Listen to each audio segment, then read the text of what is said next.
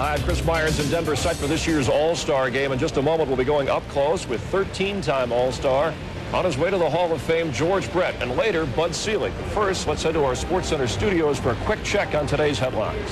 Chris, the big news is once again across the pond in France. And then there were two. The World Cup semifinal between the homeboys of France and the upstarts from Croatia. The French down 1-0 when Lilian Thuram scores 2 goals in the second half. First 2 goals he's ever scored in international competition. The French go on to beat Croatia 2-1. They move into their first ever final against Brazil on Sunday. Jack Nicklaus has bowed out of the British Open. That snaps a run of majors for the Golden Bear that extends all the way back to the '62 Masters. And Neil O'Donnell becomes a Bengal. The former Jet QB signs a 4-year deal with Cincy.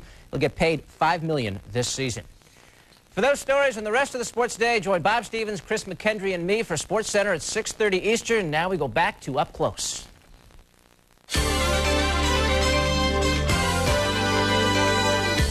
Now on Up Close, we come to you from the site of the All-Star Game in Denver, Colorado. We'll talk with Brewers owner and interim, soon-to-be permanent commissioner Bud Selig.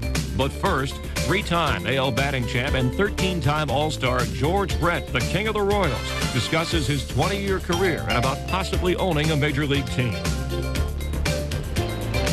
And welcome to Coors Field as you get a look at how it looks for the players when they head out of the dugout, up the steps, and onto the field, hosting its first All-Star game.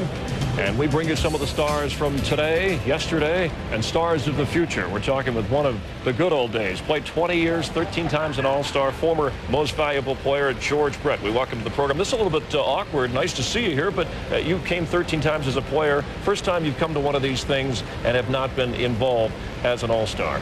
Well, I started my first year I made the All-Star team was 1976 in Philadelphia, and then played 13 straight and haven't been to an All-Star game since. But baseball is really doing things now. You know, they're having the Fan Fest, and I saw so many guys that I played against and admired, and old-time players, Goose Gossage that I had some confrontations with, Robin Yount, a good friend of mine.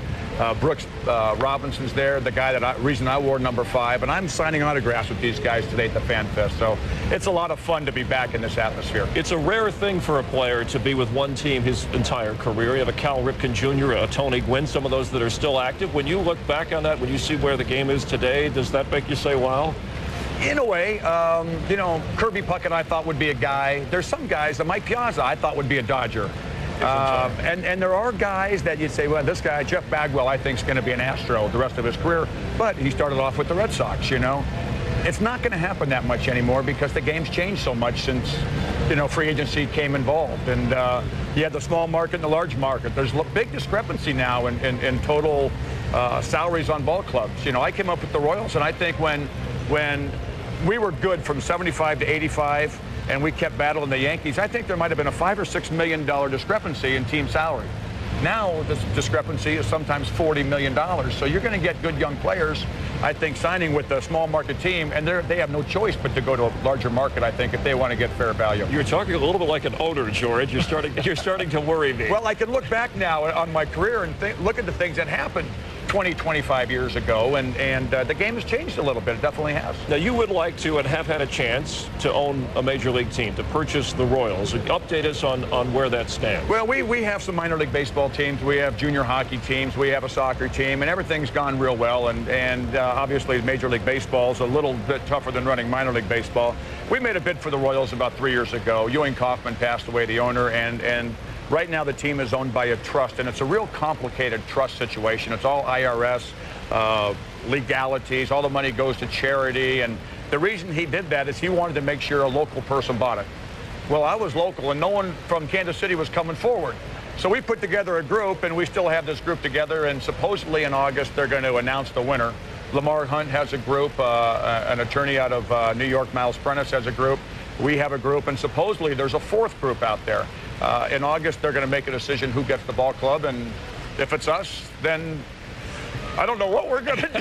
How you're going to come up with the money? That'll be another story. Well, I don't think that's going to be the problem, but it's just, okay, now we got to we got to start playing the game. And Bobby, your brother, is involved with you. Now, what happened where Lamar Hunt, did he offer you a percentage to join his group and you could be one of the owners with him and you wanted to become the president and they said, well, we don't want to go that route? Well, that's not true. Believe me, I don't want to be a president of a baseball team and I don't want to go to the owners' meetings. Because could you imagine me walking into an owner's meeting and telling Mr. Eisner, I think this is what we should do? He would give me 4 tickets to Disneyland and say, take your family to Disneyland, kid, get out of here. Well, you believe, no, George, you're as qualified as some owners in the game right now, walking off the street. You're saying that, not me. With your baseball knowledge. But all right, so team president, not important to you. No. Okay. I want to make sure that the team stays in Kansas City. I want to make sure it can be as competitive as it can be with the guidelines the rules that we're going to play under, and make sure the right people are involved with the organization. That's what I really want to do. And why would it be fun owning a team? Why, having been on the player side, what do you see as the greatest challenge in being an owner?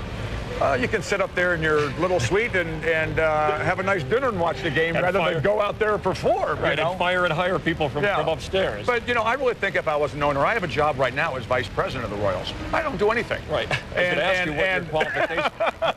You really I go to spring training every year and throw batting practice and hit fungos. So you want to be more active in the personnel? I would love to, and I think I would be if I had some stake in the ball club and investment. Then I would go out and do the minor league things a little bit more and be more active in trades and things like that. Right now, I don't do a thing. You mentioned the groups. Where would you say your chances are? Are you a favorite? Are you in the hunt? Are you a long shot to own the team? Oh, I would say we're kind of a long shot, I would say, right now, from the rumors that I hear.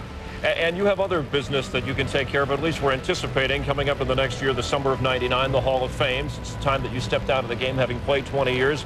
You must have at least given that some thought since you stepped away. Well, I really don't think about it until someone brings it up. And being at the Fan Fest today, sitting next to Brooks Robinson and Raleigh Fingers right in between them, and everybody saying, hey, I'm going to come and see you this year in Cooperstown, when you're ducking. It makes you feel pretty good. However, the votes aren't in yet, and I got my fingers crossed, and hopefully the things that I accomplished as a player, hopefully they will add up to Cooperstown this summer.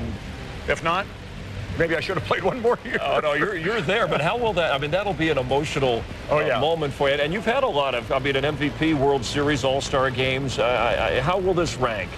I think probably the ultimate. It would be the ultimate because nothing's happened to me in 5 years.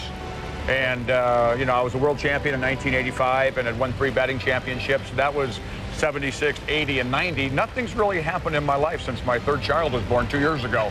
So I think if something happens this winter and next summer I'm inducted, it's going to be a really big thrill. That'll be a great honor. He's a vice president who does nothing, and he admits it, okay? Most vice presidents, they wouldn't tell you that. We'll continue with soon-to-be Hall of Famer George Brett. We're in Denver, site for Tuesday's All-Star Game, and we'll talk about his career, some of the high points, and one of those more infamous moments, the Pine Tar incident, more at his 13-time All-Star appearances. We continue with George Brett. Don't go away.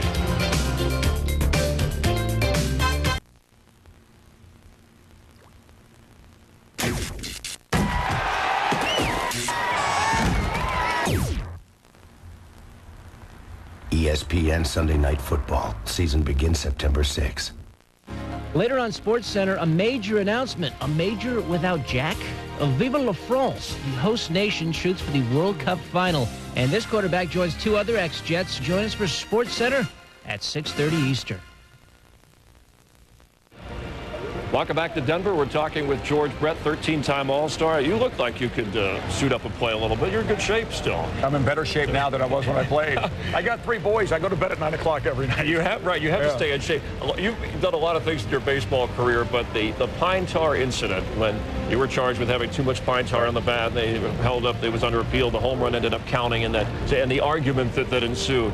That, and you've been an MVP, batting titles, but that moment, are you remembered more for this by people than your other accomplishments? Than anything else I accomplished. Anything. Really? Everybody, you're the guy with too much pine tar in your bat. And still to this day. To this day. Don't you find that amazing? It's not bad. It's not bad. Why is that not bad? Well, would you rather be remembered as the guy with the hemorrhoids in the 80 World Series or the guy with too much pine tar in his bat? I'd take the pine tar at 83. Thank you. So that wiped all that other stuff out off the slate. People don't even remember that anymore. Now I'm the pine tar guy. Well, I didn't want to bring up the hemorrhoids because it could be somewhat embarrassing when you're out in the public eye and you have to play a game. What did the doctors say to you at the 80 World Series when you were battling these? It was funny. Found out I had them after we beat the Yankees and in the playoffs, and we would go to Philadelphia for the first game, and all of a sudden I'm in a lot of pain, and we go to the doctor, and the first thing the doctor asked me, he said, well, George, have you been under any stress lately? And that's the year I almost hit 400 and traveled around with the media for 6 weeks, the last 6 weeks of the season. And I said, well, I've been under a little bit of stress, Doc, and you know what happened to Roger Maris? He lost his hair. Well, I I didn't lose my hair, let me just say that. You had the hemorrhoids. Let's talk about in 80, the MVP were hurt a lot that year and flirted. You were hitting 400 in September, ended up hitting 390. Nobody's come close to that since. Is that something that you see as people talk about McGwire breaking Roger Maris's record? You see somebody threatening that, or is that record a long way off? Well, Tony Gwynn, I think, has the best chance. And I have said Tony Gwynn's name for the last 4, 5, 6 years whenever anybody asks me about it. I mean, he's the same type of hitter I was. I maybe had a little bit more power than him. I hit more home runs, but he doesn't try to do too much. They pitch him away, he'll hit a base hitter or double to left. They pitch him in, he'll hit a base hitter or double to right. And he's not a free swinging guy. And, you know, McGwire is, definitely got the chance for the 61 home runs. Griffey, Sosa. But there's a lot of guys that have a chance. You said the media is practically living with you. The pressure of Pete Rose had it through the hitting streak. McGwire's getting more and more of that now. Right. Those other guys will. How much does that weigh on you? It wears you down a little bit. The one thing that I had going for me, Chris, is I didn't go over till 6 weeks to go in the season. I was hitting 395. No one came near me. All of a sudden, I go over 400. Now everybody wants a piece of you. McGwire's doing that now. It's the All-Star break. Right. It's early. Griffey's doing it now. Sammy Sosa's doing it now. Greg Vaughn just hit 2 home runs yesterday, or a couple days ago. He's got 30 now. Right. So these guys are going to be doing it a lot longer than I had to go through it. It takes a little bit of fun out of the game, because what the Royals did for me is I'd have a press conference a half hour before every game and a half hour after every game. The same questions for 6 straight weeks. By the time I'd come back after the game, all the players were gone. Yeah. I'd have to jump in a cab and take it back to the hotel or go to, the restaurant where I was going to meet these guys. So it takes some fun out of it. It affects the other things. The fun for you and the high point, when we look back on your career, the World Series in '85 and the last out, Game 7, Hagen getting it done. And no doubt about it. That feeling. No doubt about it. Not only winning, but the way we won. We came back from 3 games to 1 in the playoffs and beat highly favored Blue Jays, and then being down 3 games to 1 to the Cardinals. And they were favored to come back and beat them in our home ballpark. Just to share the excitement with 25 guys that meant so much to you, and the city of Kansas City that was behind us the whole time. To see how a city can celebrate something like that, I get goosebumps thinking about it. And I don't want to, great postseason numbers, 373 World Series average, the League Championship Series, you hit 340 with 9 homers, and we all remember in 80, the 3-run homer off Goose Gossage. That had to be one of your high points beyond the World Series. That was the biggest swing of my life, I think. The biggest swing that put us in our first World Series. And unfortunately, we lost to the Phillies in 6 games in 1980. But at that time, I thought it was the biggest thrill of my life. And what happens if you don't become an owner? Will you pursue other avenues and staying active in baseball? I know you're going to do some broadcasting. You said you're a vice president who doesn't do a lot right now. But what other things are there for you to do right now in baseball? Oh, I don't know. I've had some coaching opportunities. Would you manage? Is that something? I don't think so. My boys are too young, and I have an opportunity to see them grow up and be a part of their life. And, unlike a lot of baseball players, they're gone 81 days a year. And even when they're home, they go to the ballpark at 2 o'clock. And I want to spend some time with my children. And if I was going to be a manager, I would never see them. So that's what I'm trying to stay away from. Well, good luck with the ownership. Come see us again. It's always great talking baseball. We'll talk to you again, I know, when it comes Hall of Fame time. Well, thank you. Appreciate it. George Brett, longtime Royal, 20 years, 13-time All-Star, joining us here in Denver. Quick timeout. When we come back, we'll be talking with Bud Selig, owner of the Brewers, and the interim, soon-to-be permanent commissioner of Major League Baseball. Stay with us.